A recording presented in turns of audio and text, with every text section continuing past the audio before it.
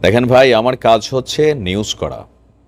আমি কোনো নির্দিষ্ট দলের পেইড সাংবাদিক না যে আমি ধরেন এক ধরনের রাজনৈতিক নিউজই করব, সেটা হইতে পারে শুধু আওয়ামী লীগের পক্ষে, বিএনপির পক্ষে বা জামাতের পক্ষে। আমার কাছে যখন যে নিউজটা গুরুত্বপূর্ণ মনে হয় আমি আমার জায়গা থেকে নিউজ করি। তো যেই দলের পক্ষে যায় ওই দল ওই ভিডিওতে ভালোই লিখেন, আর যাদের বিপক্ষে যায় দালাল, কখনো জামাতি, কখনো বিএনপির টাকা খাইছস, এরকম নানান ইস্যু আসে। সেটা আপনার ব্যক্তিগত point of view. As a mini সাংবাদিকই বলতে পারি আর কি, আমি আমার জায়গা থেকে এই কন্টেন্টগুলো আপলোড করি। তবে এই ধরনের কন্টেন্ট আপলোড করলে অনেকে ভয় পায়। একদিকে আওয়ামী লীগ উজ্জীবিত হয়, কিন্তু বাকিরা ভয় পায়। এই ভয়টা কাজ করাচ্ছে কেন জানেন? এই মুহূর্তে আমাদের যে সরকার আছে সেই সরকার ভারতের সাথে শক্তিশালী ভূমিকা রাখতে পারতেছে না। ইভেন রাষ্ট্র পরিচালনার ক্ষেত্রেও গত 2 মাস হয়ে গেছে খুবই দক্ষতার পরিচয় দিতে পারছে না। প্রশাসন থেকে শুরু করে বিভিন্ন জায়গায়, খোদ রাষ্ট্রপতি থেকে শুরু করে বিভিন্ন সেক্টরে আপনার এখনও আওয়ামী লীগের সেট আপটা আছে। এইটাই হচ্ছে ভয়ের কারণ। আর এই ভয়টাকে রাজনীতিবিদ শেখ হাসিনা চট করে ঢুকে যাব এই একটা ওয়ার্ড দিয়ে কিন্তু আরও বাড়াই দিয়েছেন। এরপরে প্রতিদিন আসছে বিভিন্ন আপডেট। আজকে আন্তর্জাতিক গণমাধ্যমগুলো, ভারতের গণমাধ্যমগুলো, বাংলাদেশের গণমাধ্যমগুলো একটা নিউজ করছে। হেডিংটা কি দিচ্ছে আপনি দেখেন, যে শেখ হাসিনা যেভাবে দেশে ফিরে রাজনীতিতে সক্রিয় হতে পারেন। এটা আমার দেওয়া টাইটেল না, প্রত্যেকটা গণমাধ্যমের। আচ্ছা, আমার হাসি নিয়ে অনেকে প্রশ্ন করেন, তুই তো খুশি ভাই। আমি সব ভিডিওতে একটু এরকম হাসি টাসি দিয়ে বলি। যাই হোক, এখন শেখ হাসিনা বাংলাদেশে ফিরবেন নাকি ফিরবেন না, এটা $1,000,000 একটা প্রশ্ন। কেউ বলছেন যে ফিরবেন, কেউ বলছেন যে ফিরা এই 80 বছর বয়সে তিনি জেলে গেলে ভাই এমনি নির্বাচন হইতে 3 বছর, এরপরে বিএনপির 5 বছর, এরপর আরও বিএনপি ভালো কাজ করলে আরও 5 বছরও থাকতে পারে। সেই পর্যন্ত শেখ হাসিনা বাঁচবেন তো? আবার বেগম খালেদা জিয়ার সাথে তিনি যেই কাহিনী করছেন, এই কাহিনীর 10 গুণ শেখ হাসিনার সাথে হবে। এগুলো তিনি নিতে পারবেন তো? এরকম নানান শঙ্কা আছে। কিন্তু আন্তর্জাতিক বিশ্লেষকরা বলছেন যে শেখ হাসিনা দেশে ফিরবে না, এই ধারণা বা বিশ্বাস থেকে ধীরে ধীরে অনেকটা ফিরবে এই জায়গাটাই তৈরি হচ্ছে। আন্তর্জাতিক রাজনৈতিক বিশ্লেষকরা বলেন বাংলাদেশের রাজনীতিতে যে নেতৃত্ব শূন্যতা, সেটি একসময় শেখ হাসিনাকে দেশে ফিরে আসার পথ এবং রাজনীতি করার সুযোগ তৈরি করে দেবে। এখন নেতৃত্ব শূন্যতা বলতে কি বুঝাইল আমি বুঝাই। দেখেন, এই মুহূর্তে বিএনপির যিনি head of command Tarek Rahman, তিনি দেশে নাই। তিনিও দেশে আসছেন না, কারণ তিনি দেশে আসলে গ্রেপ্তার হবেন। এটা বিএনপি ভালো করে বুঝতেছে, যার কারণে মামলাগুলোকে একটা আদেশে প্রত্যাহার করার জন্য চেষ্টা করছে। বেগম খালেদা জিয়া তিনিও বিদেশ যাচ্ছেন না। কেন যাচ্ছেন না? আওয়ামী লীগ থাকতে আমরা দেখছি প্রতি সপ্তাহে তার আইনজীবী পরিবার বিএনপির কাছ থেকে আমরা দেখতাম প্রতিদিনই যে তাকে কেন বিদেশ যেতে দেওয়া হয় না। এখন তো তিনি যাইতে পারেন, কেন যাচ্ছেন না? ওই যে পেছনে ভয়, ডক্টর ইউনূস সরকার আসলে কি ঘটায় কোনো গ্যারান্টি নেই। এর মধ্যে সমন্বয়করা এই সন্দেহটা আরো 10 গুণ বাড়াই দিছে। কোনটা?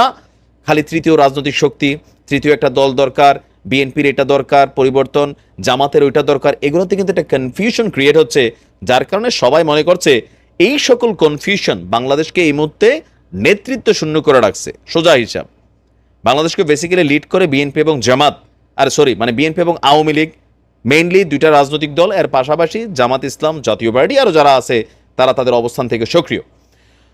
নরওয়ের বিশ্ববিদ্যালয়ের শিক্ষক এবং গবেষক বাংলাদেশের নাগরিক মোবাশ্বের হাসান, আমি জানি না তিনি কোন দলের সাপোর্টার, যাই হোক, তিনি আপনার আন্তর্জাতিক গণমাধ্যম টাইমকে বলছেন বর্তমানে ক্ষমতাসীন সরকারের বৈধতা রয়েছে, জনসমর্থন রয়েছে, কিন্তু এই সরকার নির্বাচিত কোনো সরকার নয়। এই সরকারের কোনো ম্যান্ডেট নেই। যদি শেখ হাসিনা চান তাহলে এই দুর্বলতাকে ব্যবহার করে একসময় দেশে ফিরে আসতে পারবেন। এটা শুধু সময়ের অপেক্ষা। সম্ভবত তিনি আওয়ামী লীগপন্থী, এটা বোঝাই গেছে। আচ্ছা, যুক্তরাষ্ট্রের থিঙ্ক ট্যাঙ্ক সংস্থা উইলসন সেন্টারের পরিচালক মাইকেল কুগেলম্যানও তিনিও কিন্তু এমনটা মনে করছেন। তিনি বলছেন বাংলাদেশ এবং বাংলাদেশের রাজনীতিতে শেখ হাসিনার প্রত্যাবর্তন শুধু সম্ভবই নয়, খুবই সম্ভব। কারণ দক্ষিণ এশিয়ার দেশগুলোতে রাজনীতির যে উত্থান পতন, সেকেন্ডেই উত্থান হয়, সেকেন্ডেই পতন হয়। শ্রীলঙ্কার উদাহরণ তিনি টানছেন। এর পাশাপাশি আমরা দেখছি ভারত থেকে শেখ হাসিনা মধ্যপ্রাচ্যের কোনো একটা দেশে যাবেন, আবার সজীব ওয়াজেদ জয় সকালে এক কথা বলেন, বিকালে আরেক কথা বলেন। বলতেছেন আম্মা হতাশ, নির্বাচন করবেন কিনা শিওর না। আবার বলতেছেন আম্মা আইনকে মোকাবেলা করবেন, তিনি বাংলাদেশে আসবেন। এরকম নানান মিশ্র প্রতিক্রিয়া। তবে বিশ্লেষকদের ফোকাস পয়েন্ট যেটা আমি যতটুকু এটা পড়লাম, সেখান থেকে বোঝাই যাচ্ছে যে যদি ডক্টর ইউনূসের সরকার ফ্লপ করে, গতকালকে আমি বলছি এটা নিয়ে আমার আরেকটা নিউজ ছিল, ডক্টর ইউনূস সরকার যদি ফ্লপ করে তাহলে কিন্তু শেখ হাসিনার দেশে প্রত্যাবর্তন করার সুযোগটা অনেক গুণ বেড়ে যাবে। এবং এই সরকারের ভেঙে পড়ার আশঙ্কাও অনেকেই মনে করছেন। যেমন আমাদের বাংলাদেশ সেনাবাহিনীর অবসরপ্রাপ্ত মেজর জেনারেল এবং নিরাপত্তা বিশ্লেষক শহীদুল হক, তিনি মার্কিন এই সাময়িকী টাইম ম্যাগাজিনকে বলছেন, আওয়ামী লীগ গত 15 বছর ক্ষমতা ছিল দীর্ঘ সময়, এই মুহূর্তে বাংলাদেশের পুরো আমলাতন্ত্র এবং প্রশাসনকে নিজের মতন করে সাজিয়েছেন। বর্তমান সরকার কয়েকজন চিহ্নিত এবং আমলা ও কর্মকর্তার বিরুদ্ধে আইনগত ব্যবস্থা নিচ্ছে ঠিকই, কিন্তু পুরোটা প্রশাসনরে রাতারাতি ঢেলে সাজানো এই সরকারের পক্ষে সম্ভব নয়।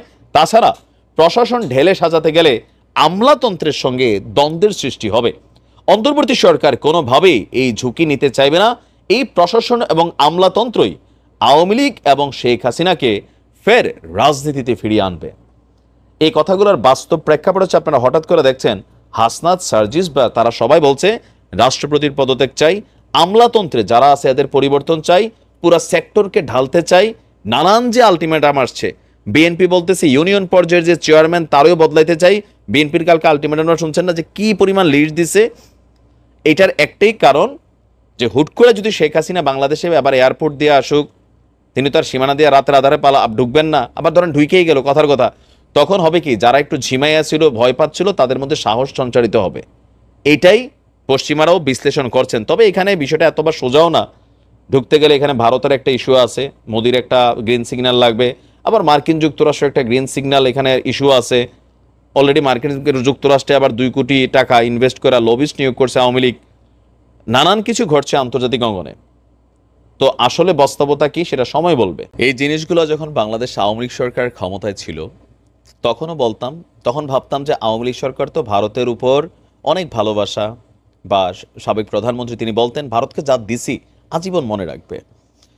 আর ভারত একটা পেছন থেকে শক্ত সাপোর্ট করছে সরকারকে, সেই জন্য সরকার হয়তো বলে না, উল্টা নিজেদের ঘাড়ে দোষ নেই। কিন্তু এখন যে সরকারটা আছে তারা তো ভারতের উপর স্ট্যান্ড করে দাঁড়ায় নাই, তারা তো ধরেন পিছনে কোনো শক্তির উপর স্ট্যান্ড করে দাঁড়ায় নাই, তারা ছাত্র জনতার অভ্যুত্থানের মাধ্যমে আছে। তাহলে এখন কেন ভারতের ইস্যুতে আমরা ম্যান করি কথা বলার সময়? আপনি দেখেন ভারত আজকে যেই বক্তব্যটা দিছে, এরকম বক্তব্য এরা কিন্তু কঠিনভাবে দিচ্ছে। প্রধানমন্ত্রী নরেন্দ্র মোদী বলতেছে উল্টা ঝুলাই রাখবে, স্বরাষ্ট্রমন্ত্রী বলতেছে ঝুলাই রাখবো। এখন আজকে যিনি পররাষ্ট্র মন্ত্রণালয়ে ব্রিফিং করেছেন তিনি যেই কথা বলছেন, এই কথার কিছু কিছু অংশ আমাদের দেশের হিন্দু ভাইরা আসলে বিশ্বাস করে বসেন। গতকালকে আমাদের পূজা উপলক্ষে আমাদের সরকারের পক্ষ থেকে বলা হয়েছে কি 2 লক্ষ আনসার, কত 2 লক্ষ আনসার দেশের বিভিন্ন যে পূজা মণ্ডপগুলো আছে সেখানে তারা পাহারা দিবে। পুলিশ, র্যাব নিরাপত্তার জাল বিছিয়েছে, সেনাবাহিনী মাঠে আছে। এর পাশাপাশি বিভিন্ন যে রাজনৈতিক দলগুলো, জামাত ইসলাম থেকে শুরু করে বিএনপি, আরও যে রাজনৈতিক দলগুলো আছে তারাও বলছে যে তারা স্থানীয় যে পূজা মণ্ডপগুলো আছে সেগুলোতে পাহারা দিবে। এখনও পূজা শুরু হয় নাই, কিন্তু ভারত বইলা ফেলছে কি কিছু কিছু জায়গায় নাকি আমাদের হিন্দু ভাইদের পূজা মণ্ডপ ভাঙচুর করা হচ্ছে। এগুলা কাম্য না। তোমাদেরকে কে দায়িত্ব দিছে বাংলাদেশের হিন্দুদের সাথে কি হয়েছে এটা নিয়ে ওইখান থেকে ব্রিফিং দিতে? এটা কি জায়গির পাইছো? বাংলাদেশ কি ভারতে বসবাসকারী আমাদের যে কমিউনিটি আছে, মুসলিম কমিউনিটি, এদের সাথে যে কুরবানি দিতে দেয় না, আমরা কি এগুলো নিয়ে কথা বলি? বড়জোর ফিলিস্তিন নিয়ে মাঝে মাঝে একটু কথা বলি, এর বাইরে কি বাংলাদেশ নাক গলায়? আমরা যদি নাকি না গলায় প্রতিবেশী রাষ্ট্র হিসাবে, এখন তো অন্তত এই বিষয়গুলোর একটু সিস্টেম আসার কথা। কিন্তু আমাদের সরকার রাইট নাও যারা আছেন তাদের মেরুদণ্ডটা এখনো এতটা শক্ত হয় নাই যে ভারতকে এই সকল ইস্যুতে ডাকাইয়া কড়া ভাষায় কিছু কথা বলা এবং এটার কার্যকরী ইফেক্ট আমরা দেখা। দেখেন ভারতের পররাষ্ট্র মন্ত্রণালয়ের ব্রিফিংয়ে কি উঠে আসছে, বাংলাদেশের বিভিন্ন এলাকায় দুর্গাপূজা উপলক্ষে প্রতিমা ভাঙচুরের ঘটনা ঘটেছে, যেটাকে অবাঞ্ছিত বলে মনে করছে ভারত। দেশটির পররাষ্ট্র মন্ত্রণালয়ের সাপ্তাহিক ব্রিফিংয়ে এই মন্তব্য করেছেন আপনার মুখপাত্র রণধীর জয়সওয়াল। তিনি বলছেন বাংলাদেশে দুর্গাপূজার মণ্ডপে হামলা অনাকাঙ্ক্ষিত এবং সামাজিক সম্প্রীতির বিষয়ে সঠিক বার্তা দেয় না। এখন কোথায় ঘটছে? কোথাও কোথাও নাকি মূর্তি ভাঙচুরের ঘটনা ঘটছে। তিনি বলছেন যে সংখ্যালঘুদের নিরাপত্তা নিয়ে বাংলাদেশ কর্তৃপক্ষের কাছে ভারতের উদ্বেগ জানানো হয়েছে, আর সরকার আশ্বস্ত করেছে যে তারা বিষয়টাকে দেখবে বা এবার খুবই। আমার কথা হচ্ছে ভাই, ধরেন আমি তো একজন মুসলমান, আমার এলাকায় যদি কোনো পূজা মণ্ডপে কোনো মুসলমানের সন্তান গিয়ে হাত দেয়, আওয়ামী লীগ, বিএনপি, জামাত ইসলাম, জাতীয় পার্টি, হেফাজত ইসলাম চিনি না, উল্টা তুলা গাছের মধ্যে আমরা কি করব, ঝুলাইয়া কঠিনভাবে কিন্তু সাইজ করব। কেন করব? এই দেশটা আমি একজন মুসলিম হিসাবে যতটুকু আমার অধিকার, একজন হিন্দুর ততটুকুই অধিকার। তার ধর্ম সে পালন করবে, আমার ধর্ম আমি পালন করব। আমাদের এলাকার মধ্যে এরকম ঘটনা যদি কেউ ঘটায়, আমরা এলাকাবাসী মিলে এরকম তুলা গাছে লটকাইয়া উল্টা ঝুলাবো, তারপর হালকা আদর করব মান্দার গাছের ঠাইল দিয়া। এটার জন্য ভারত তো এখানে এসে কনসার্ন করার দরকার নাই। এটা হচ্ছে কি, ভারতের যে বর্তমান সরকার আছে, বিজেপি সরকার, তারা অলওয়েজ তাদের দেশে যে রাজনীতিটা করে সেটা হচ্ছে ধর্মভিত্তিক রাজনীতি। আমেরিকা বারবার ওয়ার্নিং দিচ্ছে, আপনি দেখছেন পরশুদিনই আসছে যে ভারত নিজেদের দেশের সংখ্যালঘুদের অধিকার তারা দেয় না। সেখানে ইসলামের অনেক ফান্ডামেন্টাল আইন এদের রাষ্ট্র কর্তৃক আইন করে এগুলোকে পরিবর্তন করে ফেলানোর চেষ্টা করছে। প্র্যাকটিক্যালি আপনি এটার অ্যাপ্লাই করতে পারবেন না। তা আমাদের দেশে কি হচ্ছে? আর তারপরেও মাঝে মাঝে দুই একটা ঘটনা হয়, এগুলো পলিটিক্যালি ইন্টেনশন নেওয়া হয়। তা আমরা বিশ্বাস করি এবার সারা বাংলাদেশের কোনো জায়গায় কোনো হিন্দু ভাইদের পূজা মণ্ডপে যদি কোনো ঘটনা ঘটে, একজন বাংলাদেশি হিসাবে, একজন সাচ্চা মুসলিম হিসাবে, একজন শান্তিকামী মানুষ হিসাবে আপনার আমার দায়িত্ব হবে নিজের এলাকায় এরকম কোনো ঘটনা ঘটলে লটকাইতে হবে। আর পাশাপাশি প্রত্যেকটা পূজা মণ্ডপে আপনারা সিসিটিভি ক্যামেরার ব্যবস্থা রাখবেন, পাশাপাশি জেনারেটর সিস্টেম রাখবেন যেন কারেন্ট গেলেও ক্যামেরাগুলো অন থাকে। আর পূজা মণ্ডপের আশেপাশে বিস্তৃত এরিয়া জুড়ে ফ্লাড লাইটের ব্যবস্থা রাখবেন। এটা যারা আয়োজক আছেন তারাও সচেতন থাকবেন। কিন্তু ভারত এগুলা কেন করে আমি এটা বুঝি না। আর এটা নিয়ে আমাদের সরকার ভারতকে আশ্বস্ত করে, ভারত কি তাদের কমিউনিটি থেকে একটা অংশ আমাদের এখানে পালছে যে আমরা এটা আশ্বস্ত করি?